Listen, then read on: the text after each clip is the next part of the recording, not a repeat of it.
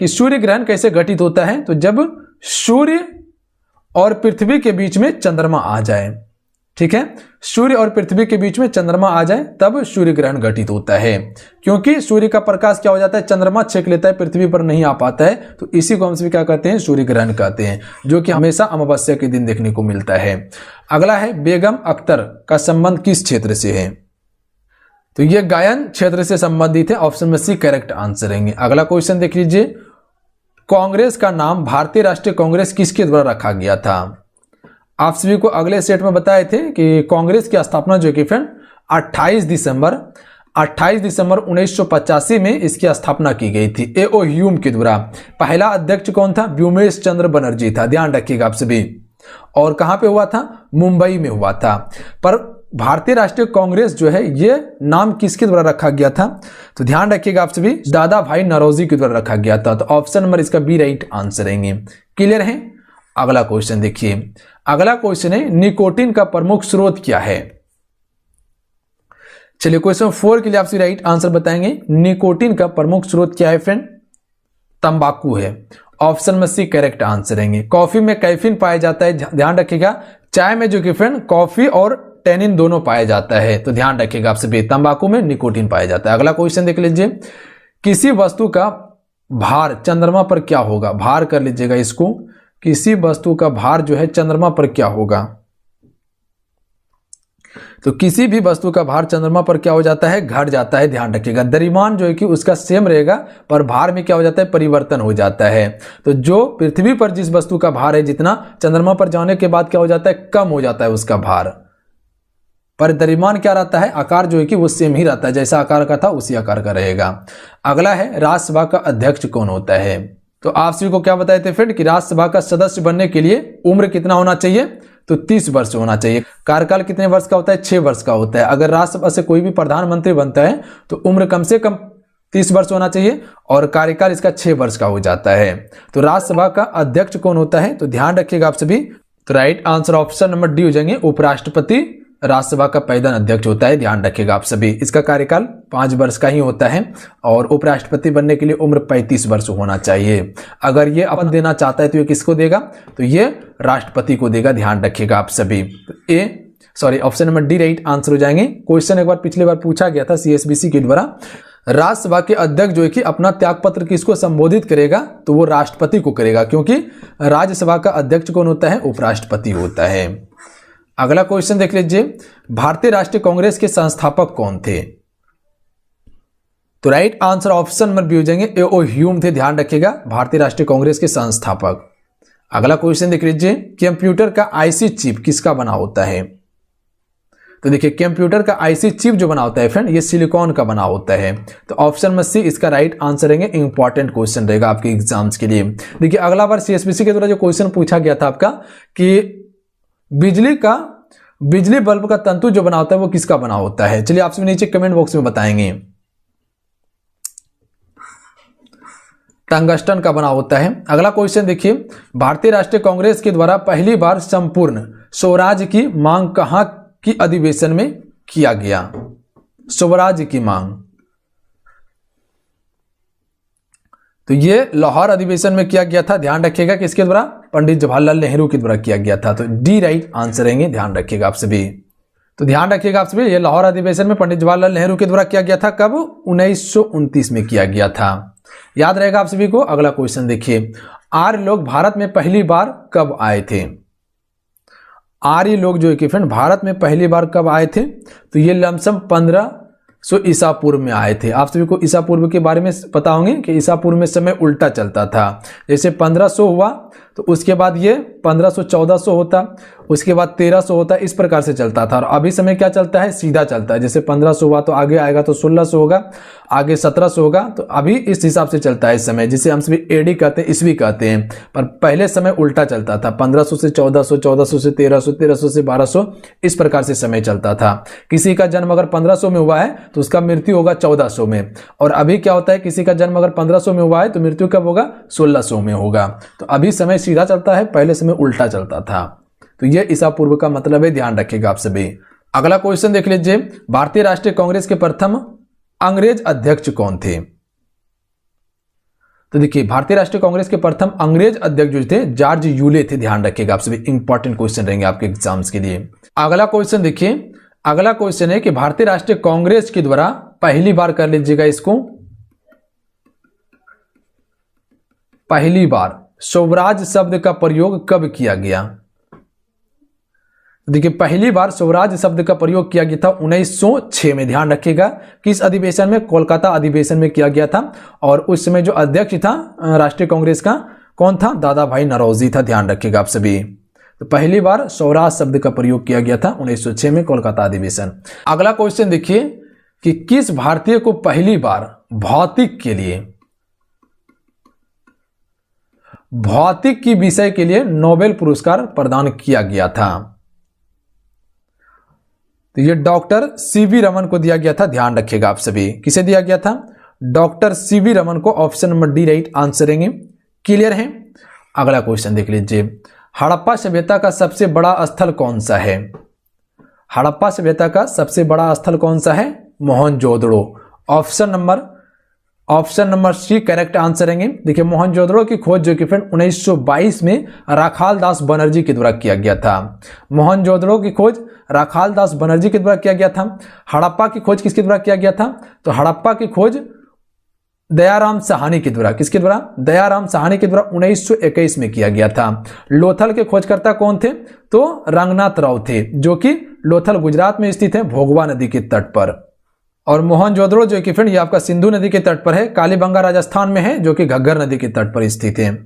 अगला है भारतीय राष्ट्रीय कांग्रेस के प्रथम अध्यक्ष कौन थे? तो अभी बताए थे आपको कि भारतीय राष्ट्रीय कांग्रेस के प्रथम अध्यक्ष व्योमेश चंद्र बनर्जी थे, ध्यान रखिएगा आप सभी। Option number C right answer रहेंगे। अगर संस्थापक की बात किया जाए तो एओ ह्यूम थे, ध्यान रखिएगा। अगला क्वेश्चन है, मसाई कहां की आदिम जनजाति है फ्रेंड? मसाई जो है ये कहां की आदिम जनजाति है? तंजानिया की आदिम जनजाति है मसाई, ध्यान रखिएगा, बी राइट आंसर रहेंगे। अगला क्वेश्चन देख लीजिए, भारतीय राष्ट्रीय कांग्रेस के प्रथम महिला अध्यक्ष कौन थी? भारतीय राष्ट्रीय कांग्रेस के प्रथम महिला अध्यक्ष जो थी श्रीमती एनी बेसेंट, यानी कि ऑप्शन में सी को हम सभी यहां टिक कर सकते थे, कहीं कोई दिक्कत नहीं था। ऑप्शन में सी करेक्ट आंसर रहेंगे। अगला क्वेश्चन देखिए, मायोपिया का अर्थ होता है, मायोपिया का क्या अर्थ होता है? तो देखिए मायोपिया को हम सभी निकट दृष्टि दोष भी कहते हैं, ध्यान रखिएगा। इसमें क्या होता है, निकट की वस्तु दिखाई देता है पर दूर की वस्तु हमें दिखाई नहीं देता है, ध्यान रखिएगा आप सभी। और हाइड्रोमायोपिया में क्या होता है, उसमें दूर की वस्तु दिखाई देता है पर निकट की वस्तु दिखाई नहीं देता है। तो उसके लिए हम सभी उत्तल लेंस का प्रयोग करते हैं। निकट की वस्तु देखने के लिए उत्तल लेंस का प्रयोग करते हैं, और वो किस दोष में होता है? तो हाइड्रोमायोपिया यानी कि दूर दृष्टि दोष में होता है। और निकट दृष्टि दोष में किस लेंस का उपयोग करते हैं? तो हम सभी अवतल लेंस का प्रयोग करते हैं। तो ध्यान रखिएगा आप सभी, अगर मायोपिया की बात किया जाए तो इसके निवारण के लिए हम सभी अवतल लेंस का प्रयोग करते हैं। अगला क्वेश्चन देख लीजिए, जैनों के अनुसार महावीर तीर्थकर थे। देखिए जैन धर्म में जो कि फ्रेंड कुल 24 तीर्थंकर थे। कितने? कुल 24 तीर्थंकर थे। तो महावीर स्वामी की बात किया जाए तो ये 24वें और अंतिम तीर्थंकर थे, ध्यान रखिएगा। इसके समय में जैन धर्म का सबसे अधिक विकास हुआ था। तो इसका option number C right answer हो जाएंगे। जैन धर्म के संस्थापक कौन थे? ऋषभदेव थे। यहां से क्वेश्चन पूछा जाता है कि जैन धर्म के 23वें तीर्थंकर कौन थे? तो पार्श्वनाथ थे, ध्यान रखिएगा, पार्श्वनाथ थे जैन धर्म के 23वें तीर्थंकर। अगला क्वेश्चन देख लीजिए। अगला क्वेश्चन है कि भारतीय राष्ट्रीय कांग्रेस की प्रथम भारतीय महिला अध्यक्ष कौन थी? यहां भारतीय महिला अध्यक्ष की बात किया जा रहा है, ध्यान रखिएगा आप सभी। वहां पर क्वेश्चन आप सभी से क्या पूछा गया था? तो यहां आप सभी देख सकते हैं कि भारतीय राष्ट्रीय कांग्रेस की प्रथम महिला अध्यक्ष सिर्फ पूछा है, तो ये एनी बेसेंट हो जाएंगे, ध्यान रखिएगा। ये भारत मूल की नहीं थी, पर यहां क्या पूछा गया है? भारतीय मूल की महिला के बारे में पूछा गया है कि कौन अध्यक्ष थे। तो इसका right answer option number D हो जाएंगे, सरोजिनी नायडू थी, ध्यान रखिएगा, ये भारत मूल की महिला थी। अगला क्वेश्चन कर लेते हैं। अगला क्वेश्चन है कि भारत में दास प्रथा का उन्मूलन 1843 में किसके शासनकाल में हुआ था? तो भारत में दास प्रथा का उन्मूलन जो कि फ्रेंड ये लॉर्ड एलिन ब्रो के शासनकाल में हुआ था, ध्यान रखिएगा, एलिन ब्रो के शासनकाल में हुआ था दास प्रथा का उन्मूलन। अगला क्वेश्चन है कि प्राचीन भारत के इतिहास को जानने का सबसे उत्तम स्रोत क्या है। अगर प्राचीन भारत का आपको इतिहास जानना है तो इसके लिए सबसे उत्तम स्रोत क्या है। सिक्के हैं, मूर्ति हैं, अवशेष हैं या अभिलेख। तो ध्यान रखिएगा, अभिलेख से पता किया जा सकता है। अगर जहां प्राचीन भारत का अगर आपको इतिहास जानना है तो अभिलेख को देखना होगा आपको। अगला क्वेश्चन देख लीजिए, भारतीय राष्ट्रीय कांग्रेस के प्रथम मुस्लिम अध्यक्ष कौन थे। बदरुद्दीन तैयबजी थे। ध्यान रखिएगा आप सभी, कौन थे? बदरुद्दीन तैयबजी थे। इंपॉर्टेंट क्वेश्चन रहेंगे आपके लिए। अगला क्वेश्चन देख लीजिए। अगला क्वेश्चन है कि वर्तमान समय में सर्वोच्च न्यायालय के अंतर्गत कुल कितने न्यायाधीश कार्य करते हैं। तो वर्तमान समय में सर्वोच्च न्यायालय के अंतर्गत कुल जो न्यायाधीश अभी काम करते हैं 31 न्यायाधीश हैं। ध्यान रखिएगा आप सभी। तो ऑप्शन नंबर डी इसका राइट आंसर हो जाएंगे। अगला क्वेश्चन देखिए, सबसे अधिक मात्रा में विटामिन ए पाया जाता है। कहे तो विटामिन ए का सबसे अच्छा स्रोत जो है वो क्या है? गाजर है। Option number B right answer हो जाएंगे। ध्यान रखिएगा आप सभी। आंवला किसका स्रोत है? तो विटामिन सी का सबसे अच्छा स्रोत है। ध्यान रखिएगा आप सभी। देखिए, विटामिन ए की कमी से रातोंधी रोग होता है। कौन सा? रातोंधी रोग होता है। और इसका रासायनिक नाम क्या है? रेटिनॉल इसका रासायनिक नाम है। अगला है, भारतीय राष्ट्रीय कांग्रेस के सबसे कम उम्र के अध्यक्ष कौन थे। भारतीय राष्ट्रीय कांग्रेस के सबसे कम उम्र के अध्यक्ष की अगर बात किया जाए, अबुल कलाम आजाद थे। ध्यान रखिएगा आप सभी, ए राइट आंसर रहेंगे, अबुल कलाम आजाद। अगला क्वेश्चन देख लीजिए फ्रेंड, उज्जैन किस नदी के किनारे अवस्थित है। चलिए बताएंगे इस क्वेश्चन का राइट आंसर क्या हो जाएगा। उज्जैन किस नदी के किनारे अवस्थित है? शिप्रा नदी के किनारे स्थित है। आप सभी से क्वेश्चन भी पूछे थे कि उज्जैन किस राज्य में है, तो वो मध्य प्रदेश यानी कि एमपी में है। अगला क्वेश्चन देखिए, हिंदू विधवा पुनर्अधिनियम कब पारित हुआ था। तो right answer option number D हो जाएंगे, 1856 में पारित हुआ था। ध्यान रखिएगा आप सभी। अगला क्वेश्चन कर लेते हैं फ्रेंड कि कुतुबुद्दीन ऐबक का उत्तराधिकारी कौन था। तो देखिए, कुतुबुद्दीन ऐबक का उत्तराधिकारी जो बना था वो आराम शाह बना था। ध्यान रखिएगा आप सभी। पर आराम शाह ज्यादा दिन तक शासन नहीं किया था, मात्र 8 माह तक शासन किया था। उसके बाद इल्तुतमिश ने इसकी क्या कर दी? हत्या कर दी थी। और इल्तुतमिश जो कि फ्रेंड गुलाम वंश का सुल्तान बन गया था। रज्जा सुल्तान भारत की पहली महिला शासिका थी जो कि इल्तुतमिश की पुत्री थी, ये जिसने पहली बार बागडोर संभाला था दिल्ली सल्तनत का। अगला है, गैर कांग्रेसी सरकार स्थापित करने वाला प्रथम राज्य कौन है। तो गैर कांग्रेसी सरकार स्थापित करने वाला प्रथम राज्य है Kerala. Option number D right answer रहेंगे। आगे हैं, भाषा के आधार पर प्रथम राज्य आंध्र प्रदेश की स्थापना कब की गई थी। तो भाषा के आधार पर प्रथम राज्य जो है कि फ्रेंड आंध्र प्रदेश को बनाया गया था, और यह बनाया गया था 1953 में। तो इसका option number B right answer हो जाएंगे। देखिए, क्वेश्चन यहां से पूछा जाता है कि भाषाई आधार पर गठित होने वाला पहला राज्य कौन सा था, तो आंध्र प्रदेश था। गठन कब हुआ था? 1953 पे हुआ था। 1953 में। राष्ट्रपति के वेतन में संशोधन कौन करता है फ्रेंड। तो राष्ट्रपति के वेतन में संशोधन करता है संसद ही करता है। ध्यान रखिएगा आप सभी। तो option number D right answer रहेंगे इसका। अगला क्वेश्चन कर लेते हैं, नागा अर्जुन कौन थे। तो देखिए, नागा अर्जुन जो थे बौद्ध दार्शनिक थे। ध्यान रखिएगा आप सभी। यहां से याद रखिएगा, बौद्ध धर्म के संस्थापक कौन थे? गौतम बुद्ध थे। गौतम बुद्ध बौद्ध धर्म के संस्थापक थे। अगला क्वेश्चन देख लीजिए, लेखक की कला को सर्वप्रथम किसने विकसित किया था। लेखक की कला को सर्वप्रथम किसने विकसित किया था? चाइनीजों ने किया था। ऑप्शन में बी राइट आंसर रहेंगे। अगला क्वेश्चन देख लीजिए फ्रेंड, पृथ्वी के वायुमंडल में सबसे अधिक घनत्व किस मंडल में होता है। अगले बार जो आपसे क्वेश्चन था कि पृथ्वी का सबसे ऊपरी मंडल कौन सा है, तो वो व्रीहि मंडल है। पर यहां क्वेश्चन क्या पूछा गया है कि पृथ्वी के वायुमंडल में सबसे अधिक घनत्व जो है वो किस मंडल में होता है, तो ये क्षोभ मंडल में होता है। ध्यान रखिएगा, वायुमंडलीय घटना जो होता है वो ज्यादातर कहां होता है? क्षोभ मंडल में ही होता है। ध्यान रखिएगा, जैसे बादल का गरजना हो गया, बिजली का चमकना हो गया, आंधी तूफान हो गया, ये क्षोभ मंडल में ही होता है, जो कि जमीन से लमसम 18 किलोमीटर तक ये मंडल फैला हुआ है। आगे है, भारत में किस प्रकार की अर्थव्यवस्था है।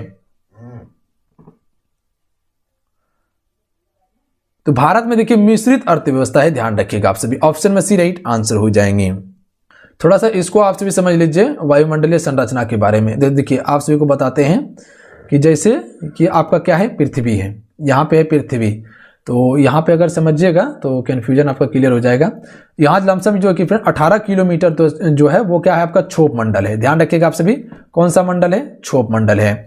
अगर आगे जाइएगा तो आगे जो आपको मिलेगा ये कौन सा मंडल हो जाएगा? तो ये समताप मंडल होगा, समताप मंडल हो जाएगा। उसके बाद आगे जाइएगा तो ये कौन सा मंडल हो जाएगा? तो ये आपका मध्य मंडल होगा। ध्यान रखिएगा आप सभी, मध्य मंडल हो जाएगा। उसके बाद जाइएगा, उसके बाद ये कौन सा मंडल हो जाएगा? आयन मंडल हो जाएगा। ठीक है, आयन मंडल हो जाएगा। और उसके बाद जो सबसे ऊपरी मंडल है वो आपका ब्रही मंडल है। ध्यान रखिएगा आप सभी, या बाही मंडल भी इसको कहा जाता है। तो ध्यान रखिएगा, इसका ऊंचाई देखिएगा तो लमसम जो है कि फ्रेंड 600 से लेके एबव होता है इसका ऊंचाई। तो ज्यादातर क्वेश्चन पूछा जाता है कि क्षोभ मंडल की ऊंचाई कितना है? तो 18 किलोमीटर तक होता है क्षोभ मंडल। और एक क्वेश्चन पूछा जाता है कि ओजोन परत जो कि फ्रेंड वो किस मंडल में पाया जाता है? तो समताप मंडल में ओजोन परत पाया जाता है। क्लियर है? अगला क्वेश्चन देखिए, अगला क्वेश्चन है कि राज्यसभा के सदस्य का कार्यकाल कितने वर्ष का होता है?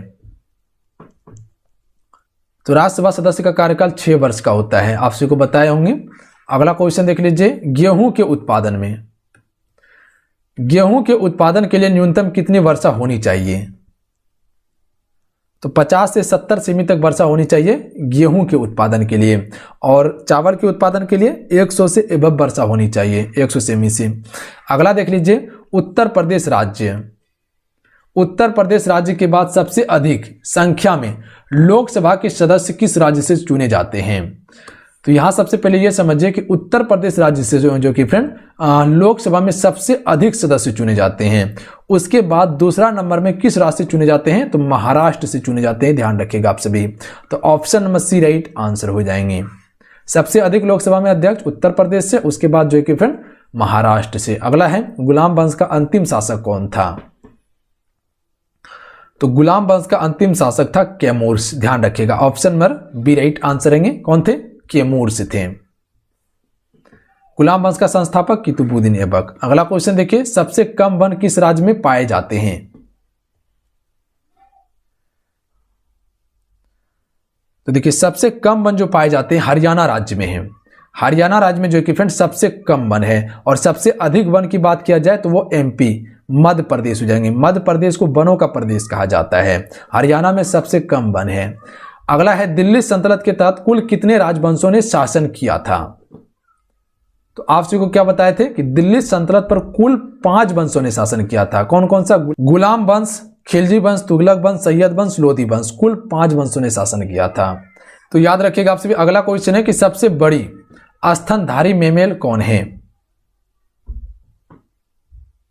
सबसे बड़ी स्तनधारी मेमेल जो है फ्रेंड वो ब्लू व्हेल मछली है। ए राइट आंसर रहेंगे। अगला क्वेश्चन देखिए, निम्नलिखित में से कौन एक अर्ध विकसित बच्चा को जन्म देती है? तो देखिए अर्ध विकसित बच्चा को जन्म देती जो है वो कंगारू देती है। ध्यान रखिएगा आप सभी, option number C right answer रहेंगे। और ये ऑस्ट्रेलिया का क्या है? राष्ट्रीय पशु है। अगला है, तुगलक वंश का अंतिम शासक कौन था? देखिए तुगलक वंश का संस्थापक था गयासुद्दीन तुगलक। पर यहां क्वेश्चन पूछा गया है कि अंतिम शासक कौन था? तो अंतिम शासक जो था नसरुद्दीन मोहम्मद शाह था। ध्यान रखिएगा आप सभी, ए राइट आंसर हो जाएंगे। अगला क्वेश्चन देखिए, भारत में आजादी के समय कांग्रेस के अध्यक्ष कौन थे? जब भारत की आजादी हो रहा था तो उस समय कांग्रेस के अध्यक्ष कौन थे? जेबी कृपलानी थे। ऑप्शन में सी करेक्ट आंसर रहेंगे। भारत को आजादी कब मिले थे? नीचे कमेंट करके आपसे बताएंगे। महमूद गजनवी के साथ भारत आने वाला इतिहासकार कौन था? तो महमूद गजनवी के साथ भारत आने वाला इतिहासकार था अल-बरूनी। ध्यान रखिएगा आप सभी, option number A right answer हो जाएंगे। और एक क्वेश्चन आपसे से पूछा जाता है, मोरक्को का यात्री था इब्न बतूता, वो किसके शासनकाल में आया था? तो ध्यान रखिएगा मोहम्मद बिन तुगलक के शासनकाल में आया था। तो ये दोनों चीज को याद रखिएगा। अल-बरूनी की एक फेमस पुस्तक है जो कई बार क्वेश्चन पूछा गया है। किताब उल हिंद की रचना की थी अल-बरूनी ने, जो कई बार क्वेश्चन पूछा भी गया है कि किताब उल हिंद की रचना किसने की है? उल हिंद फेमस पुस्तक है अल-बरूनी का। अगला है, गुलाम वंश का संस्थापक किसे माना जाता है? तो कुतुबुद्दीन ऐबक को माना जाता है। अगला है, भारत रेल संग्रहालय कहां स्थित है फ्रेंड? तो ये स्थित है नई दिल्ली में। ऑप्शन में बी राइट आंसर रहेंगे। अगला है, कार्ल मार्क्स किस देश से संबंधित है? तो ये जर्मनी देश से संबंधित है, बी करेक्ट आंसर रहेंगे। अगला क्वेश्चन देखिए, अगला क्वेश्चन है पाचन के दौरान निकलने वाले जठर रस का पीएच मान होता है। चलिए क्वेश्चन नंबर 51 के लिए आप सी राइट आंसर बताएंगे। सी राइट आंसर हो जाएंगे, 7 से कम होता है। ध्यान रखिएगा पीएच मान, देखिए 7 से जो कम होता है ये अम्लीय होता है और 7 से अधिक जो होता है वो क्षारीय होता है। अगला क्वेश्चन है दांतों की सड़न डैश के कारण होती है। ए राइट आंसर हो जाएंगे, ध्यान रखिएगा जीवाणु के कारण जो कि फ्रेंड दांतों का सड़न होती है। ऑप्शन में ए राइट आंसर रहेंगे। अगला क्वेश्चन देखिए, निम्नलिखित में से किसका घनत्व सबसे अधिक होता है। चलिए क्वेश्चन में 53 के लिए आपसे राइट आंसर बताएंगे कि किसका घनत्व सबसे अधिक होता है। Right answer option number D हो जाएंगे, हीरा का सबसे अधिक घनत्व होता है। ध्यान रखिएगा आप सभी। और ये कार्बन का सबसे अच्छा अपरूप है और ये जो है कि सबसे ठोस होता है।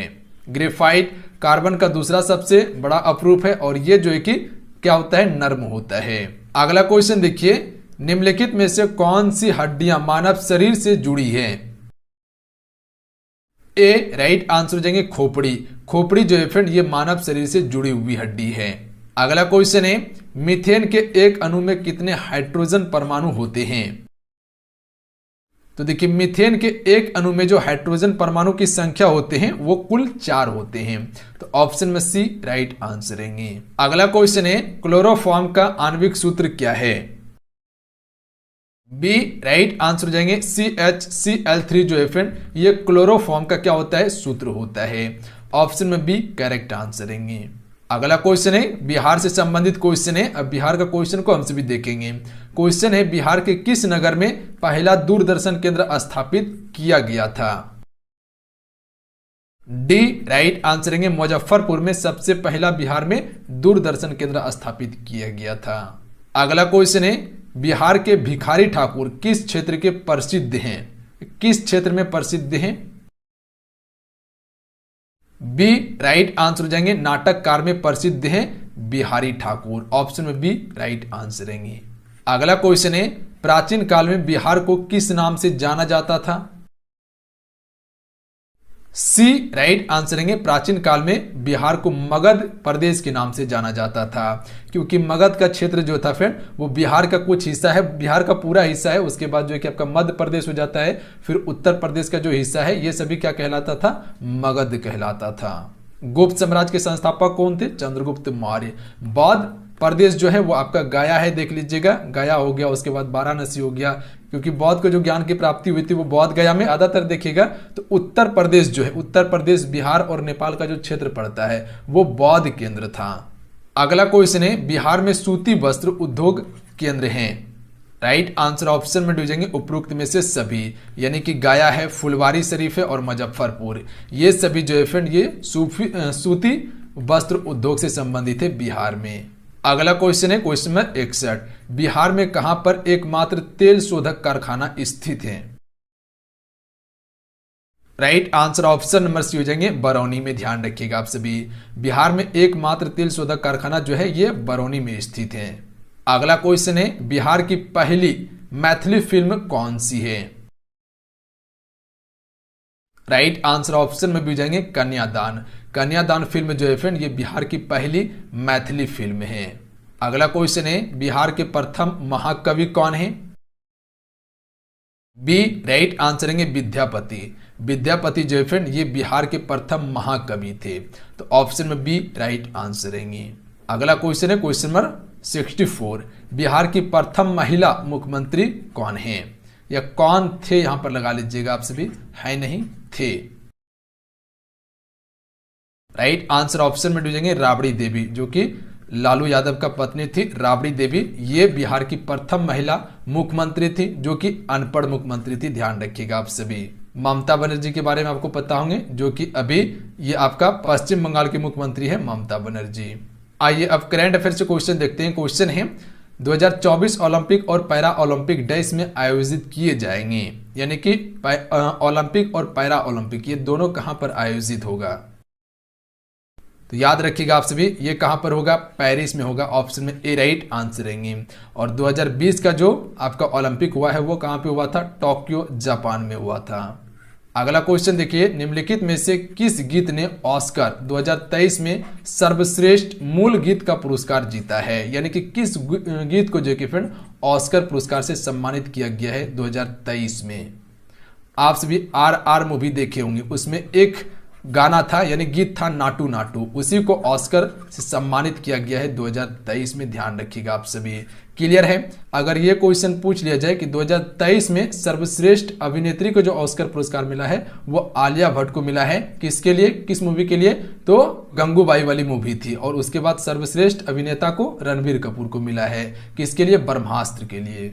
अगला क्वेश्चन देखिए, किस दिन को अंतर्राष्ट्रीय लोकतंत्र दिवस के रूप में मनाया जाता है? राइट आंसर ऑप्शन में जाएंगे 15 सितंबर को फ्रेंड हर एक वर्ष अंतर्राष्ट्रीय लोकतंत्र के रूप में मनाया जाता है, तो सी करेक्ट आंसर रहेंगे।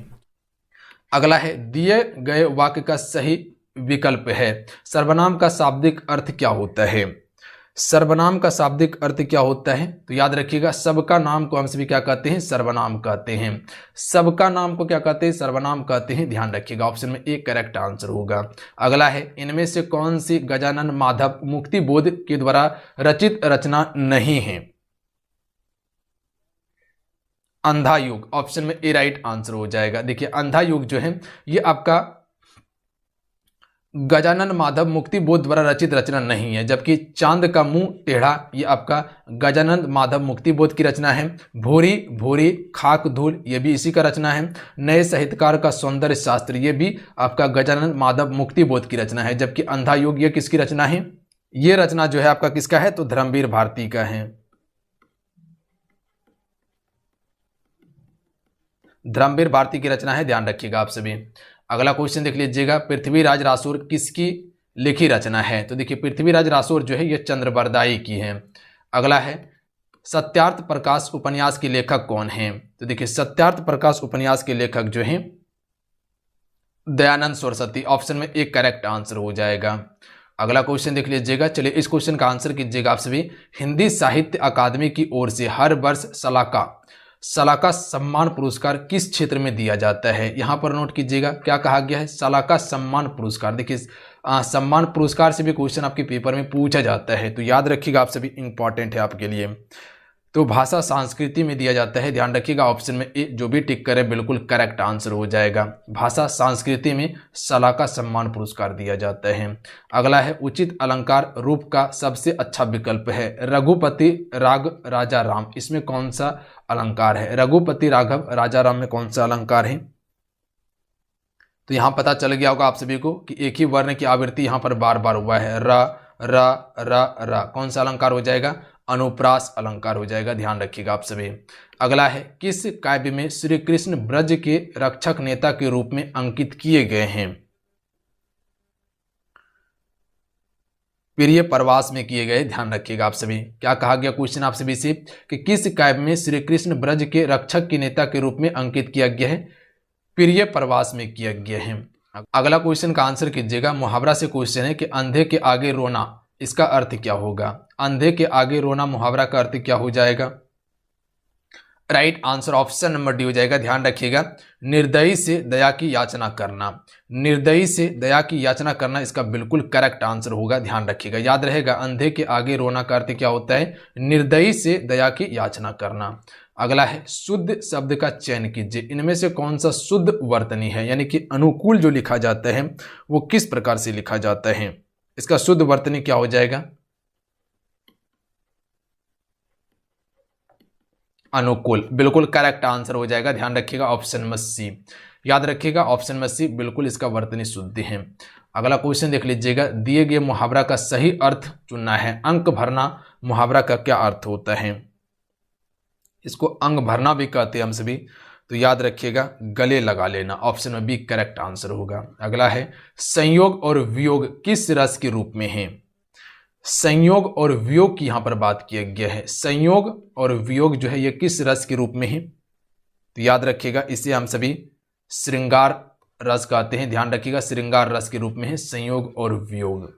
अगला है, दिए गए वाक्य के लिए शब्द जो है त्रुटि इनमें से कौन सा है? परीक्षा 2 तारीख के दिन संपन्न होगी। इनमें से कौन सा भाग जो है कि त्रुटि है? परीक्षा 2 तारीख के दिन संपन्न होगी कि 2 तारीख को संपन्न होगी? तो यहां पर दिन के दिन ही गलत है, ध्यान रखिएगा। ऑप्शन में सी करेक्ट आंसर हो जाएगा। तो यहां पर क्या हो जाएगा, को का उपयोग करना उचित होगा कि परीक्षा 2 तारीख को संपन्न होगी। अगला क्वेश्चन देख लीजिएगा, किस शब्द में अव्ययी भाव समास नहीं है? चलिए बताइएगा, इनमें से कौन सा शब्द में अव्ययी भाव समास नहीं है? आपसे बताइएगा कि समास जो है इसका कितना भेद होता है, नीचे कमेंट करके बताइएगा। देखिए, अव्ययी भाव समास में क्या होता है, इसका प्रथम पद जो होता है वो प्रधान होता है, या तो इसमें उपसर्ग देखने के लिए मिलेगा या आपको अव्यय शब्द देखने के लिए मिलेगा। इसमें आपको पराजय, तो पराजय में जो प्रा लगा हुआ है ये आपका उपसर्ग शब्द है। वहीं पर प्रत्यक्ष में जो प्रा जो देख रहे हैं ये भी आपका उपसर्ग शब्द है। आजीवन में जो आ देख रहे हैं ये भी आपका उपसर्ग शब्द है, जबकि पंचनंद में यहाँ उपसर्ग शब्द नहीं है, ध्यान रखिएगा आप सभी, ये आपका पूर्ण शब्द है। तो ऑप्शन नंबर डी इसका करेक्ट आंसर हो जाएगा इसमें। तो पंचनंद में आपका कौन सा समास हो जाएगा, द्विगु समास हो जाएगा, जहां पर संख्या गिनती करने के लिए आपको मिल जाए। अगला है, इनमें से द्विगु समास है, तो द्विगु समास क्या हो जाएगा, तो पंचतंत्र। ऑप्शन में सी करेक्ट आंसर हो जाएगा। पंचतंत्र में कौन सा समास है, द्विगु समास है, ध्यान रखिएगा आप सभी। तो आपको क्या बोले, जहां संख्या आपको देखने के लिए मिल जाए, जैसे कि पंचमुखी हो गया, चौराहा हो गया, तीनमुखी हो गया, तो ये सभी में द्विगु समास होता है, जहां पर संख्या वाला शब्द होता है। चलिए अब देखिए आपके लिए प्रश्न है, आंसर कीजिएगा आप सभी। दिए गए शब्द का सही समान अर्थ वाला शब्द है, यानी कि पत्थर का सही समान अर्थ क्या होगा? 4 ऑप्शन आपके स्क्रीन पे दिया हुआ है। 4 ऑप्शन में आपको अपना आंसर नीचे कमेंट करके बताना है कि इस क्वेश्चन का राइट आंसर क्या हो जाएगा। तो चलिए आज